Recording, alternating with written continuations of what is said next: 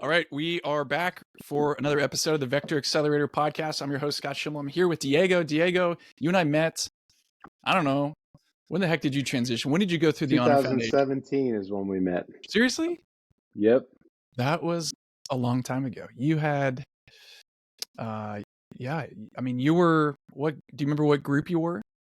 Yes, I was cohort 11. Oh yeah, dude, you're an OG. So that's when I we was actually met in 2016 at the end before we even started. No way. Yep. You and me? How did we meet? This is one of the things that I love about you so much. One of the things. You gave a speech.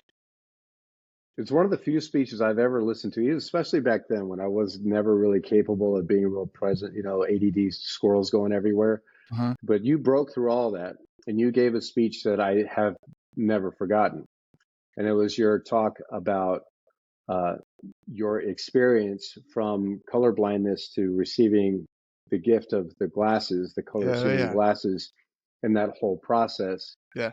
And you said 6 words. I had to count them out. We live in a glowing planet. And I was like, I don't care what he's doing. I want to be right next to him wherever he goes. This guy's amazing. And we've been kind of like this, ever since then, but for sure we haven't drifted far apart. Yeah. Well, you're making me feel good. So that's at least the point of this episode. Boost my ego a little bit.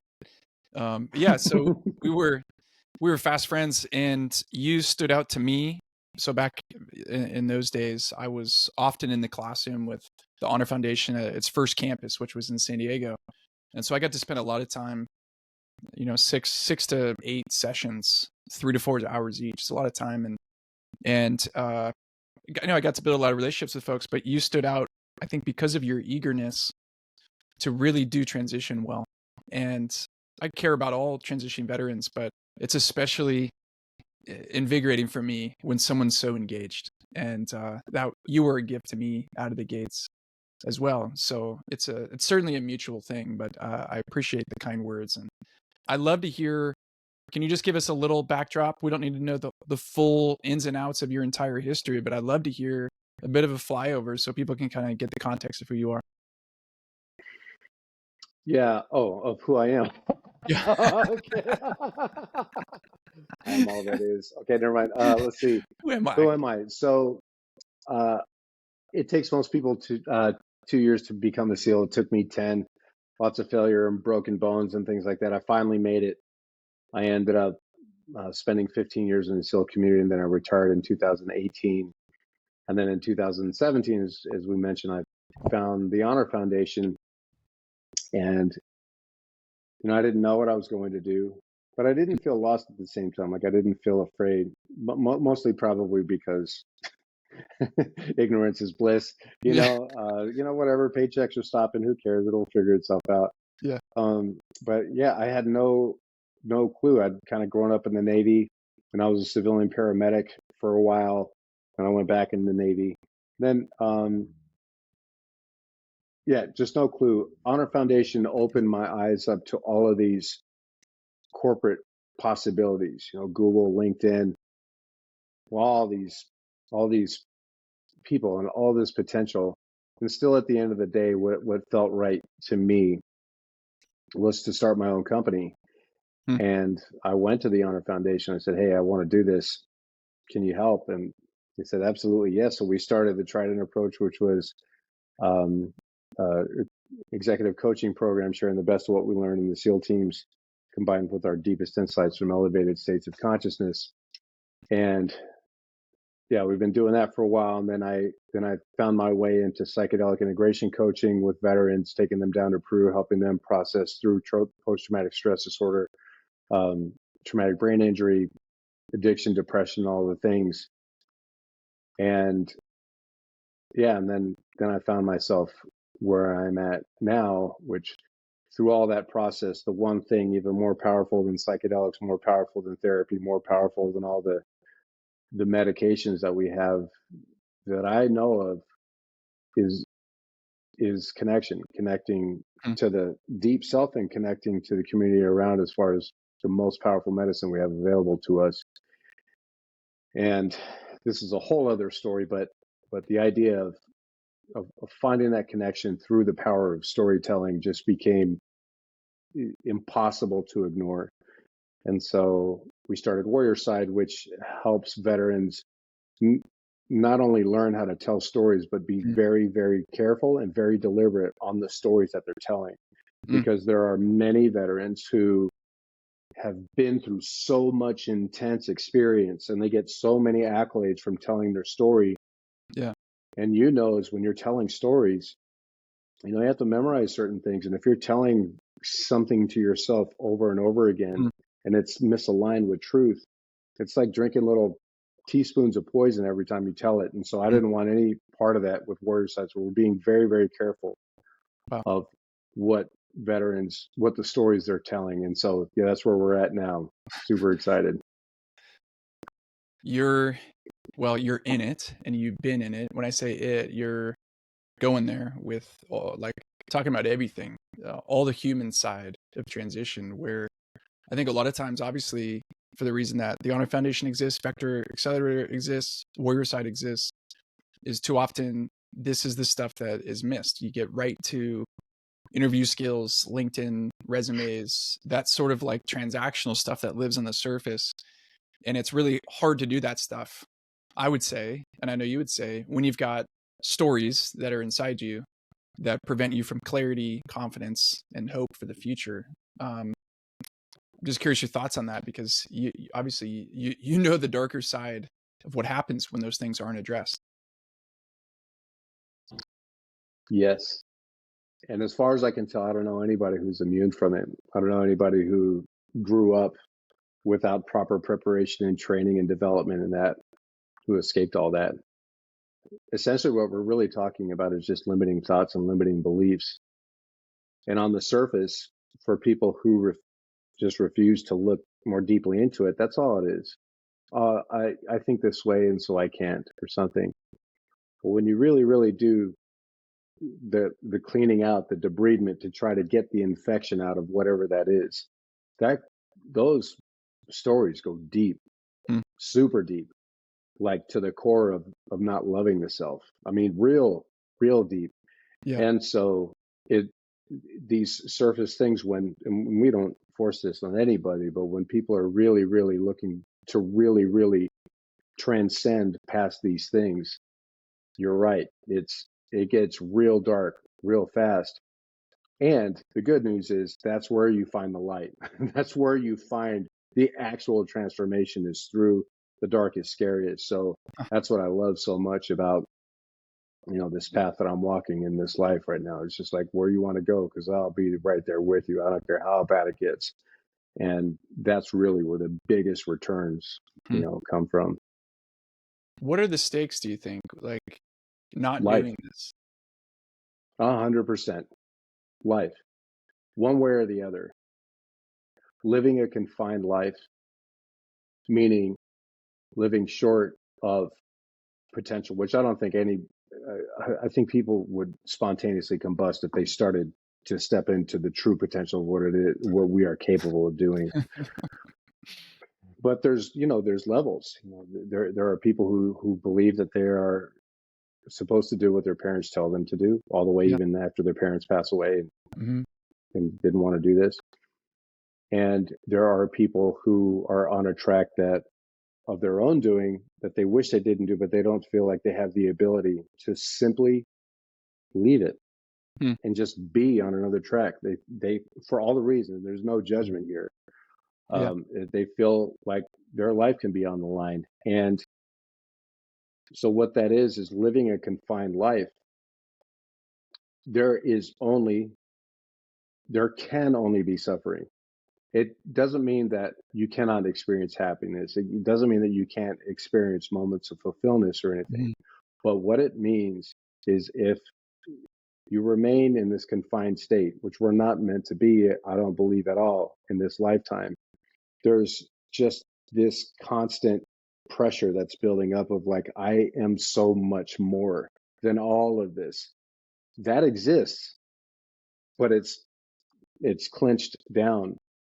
And I also mean life, because sometimes it can hit others differently and they don't feel like they have any other way out Mm, other than through a suicide or accidental things.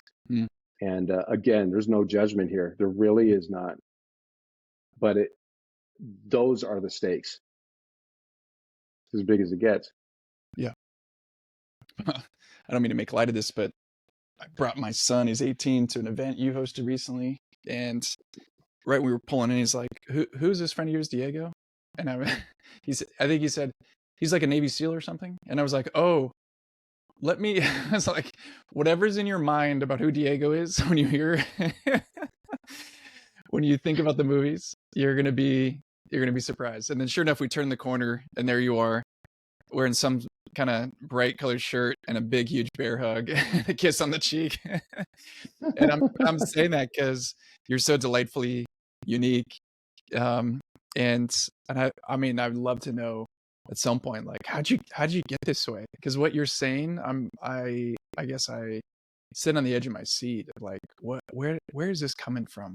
And my question in that, one of the things we try to do through Vector Accelerator, through the curriculum, is help transitioning veterans see their life through the lens of a story, to consider the experiences that they've had, almost like episodes, and then to try to see what are the threads, the through lines, the themes that have shaped who they are, and ultimately to be able to see into the future what that story could possibly be. And then what I find is oftentimes the context, though, back to what we were originally saying, is I need to get a job. And it becomes like, I don't know, there's a lot that are, is at odds with each other. And I'm curious, maybe your advice about that, your thoughts on that, because many of the people starting Vector are like, I need to get a job now. They're very, whether it's motivated or kind of in survival mode, then, that's their focus. So I'd love to hear your thoughts on, I don't know, your advice or your wisdom there. So I am appreciating a little leeway here and some grace. So we live in a three-dimensional existence. As far as science can tell, we have anywhere from 8 to 30 more dimensions going on all around us all the time. And these dimensions aren't through wormholes, or you don't have to go other places. They're all happening right here. Uh-huh. We just can't see them with our three-dimensional tools of the thinking mind. The thinking mind is it is genius tool for navigating this three-dimensional world, but Uh-huh. it is for the three-dimensional world. One of the ways that I use to explain this is sometimes I go to Peru and we'll be in the jungle and we'll be talking with veterans as they're moving through all their stuff, and we're talking about really big things. But every once in a while, everyone will just completely stop talking. And the reason why is this amazing blue Morphus butterfly that's just floating by. And this thing is like electric neon blue. It's a showstopper. And everybody just, no matter what we're talking about demons, or we're talking about God, or we're talking about whatever, everything stops as we just watch this parade of one going by. And then when it goes out of sight, we refocus on each other and start the conversation. Now, there are scientists who believe that butterflies cannot see how beautiful they are because of the placement of their eyes with respect to their wings. It's just amazing, the idea that this beautiful creature has no clue how beautiful it is. But that doesn't mean that it's not beautiful. That doesn't mean that those wings don't exist. It just can't perceive them. So that's the equivalent of our ability to perceive these 8 to 30 other dimensions that we can't see through the three-dimensional plane. Yeah. What quantum physics is capable of proving is that everything is energy. We're all connected by energy. This can of soda that I'm drinking, everything is made of energy. And when we are navigating the world through the limitations, as if the only thing that exists is this three-dimensional plane, we're shutting out awareness, receiving all the things of all these other possibilities that are happening all the time. So somebody, and of course, who would blame them? Who would blame them? But somebody who's afraid of not being able to find a job doesn't understand these other dimensions at work, and it is just energy. In other words, if the person who is transitioning says, I know that life is always happening for me, all I have to do is trust that everything is going to be as it always has been, and jobs will come. I will find, I will connect with, it will happen as long as I lean into this positive vibrational state. Like that's the vibration that I'm emanating out, because vibration follows vibration. If they emit the vibration of, I am receiving, I am in this space, I am leaning in towards my highest good, that's the vibration that returns to them. But you can't typically have these conversations with just anybody. So you usually have to be like, yeah, man, that really sucks, bro. Bummer. Yeah, that sucks. I really hope you really, really work hard and you really, really find your job, you know. But you have to meet people where they are, you know. Some people just are not, they don't have any interest in hearing all of that. And I don't blame them. When you look back to 2016, 2017, curious if I were to ask you what your leadership, not leadership, like failure or mistake or regret through your transition, does anything come to mind?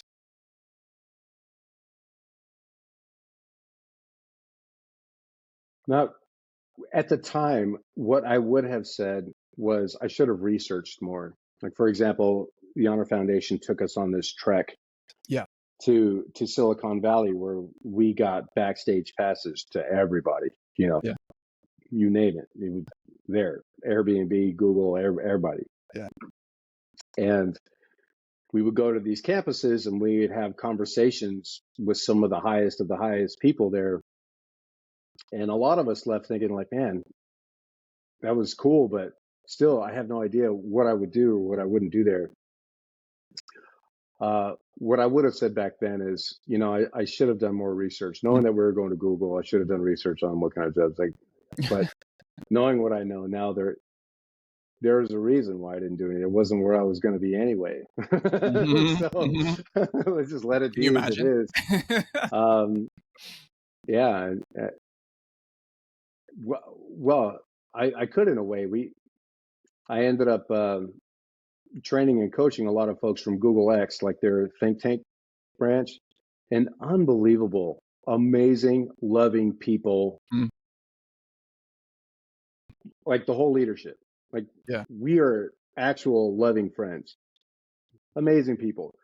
If I happen to end up at Google X or Moonshot Labs, I mean, I'm sure I wouldn't be miserable. I'd probably be doing this. Honestly, they would probably let me do what I'm doing now, you know, just so everything is good.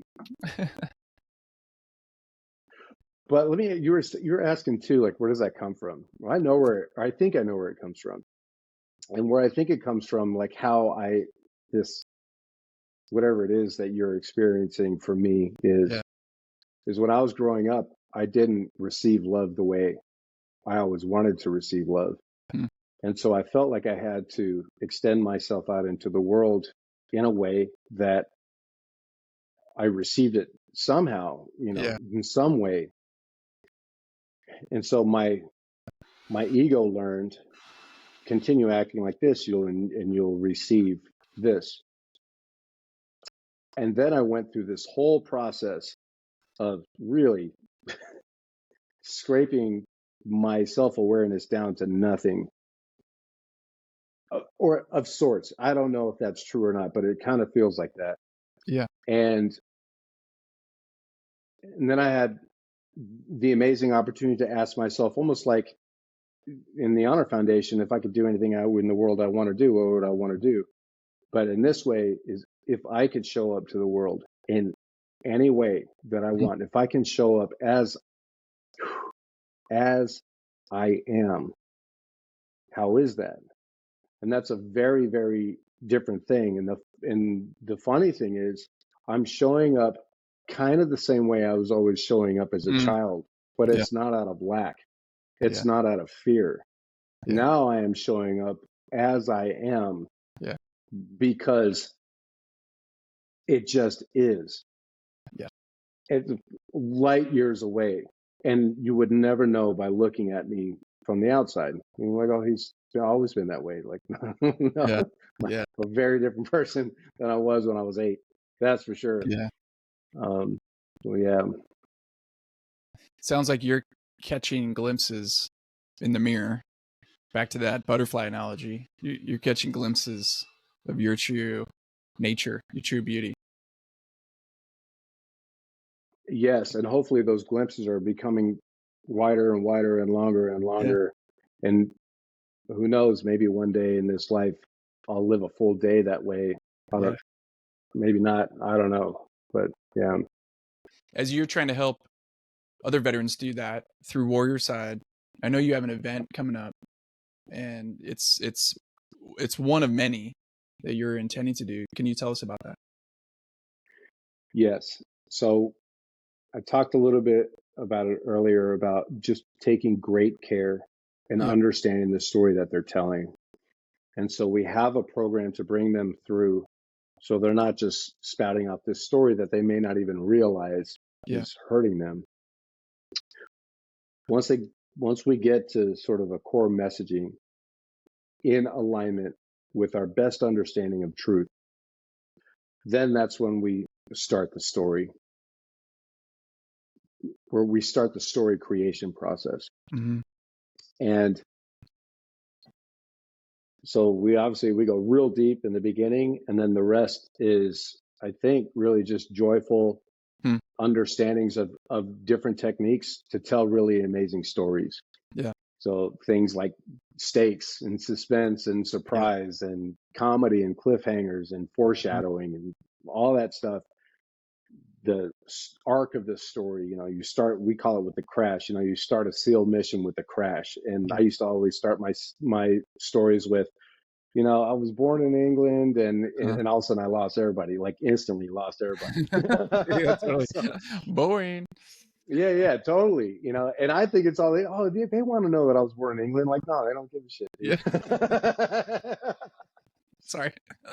Yeah. And then, I've said bad words. Sorry. Anyway, so, yeah, bleep that one out. So then we have a day of training for stage presence and, just managing ego, the whole idea of anxiety, why anybody would be anxious standing in front of people talking anyway, all of those things, hand gestures, enunciation, speaking pitch and tone, all of that.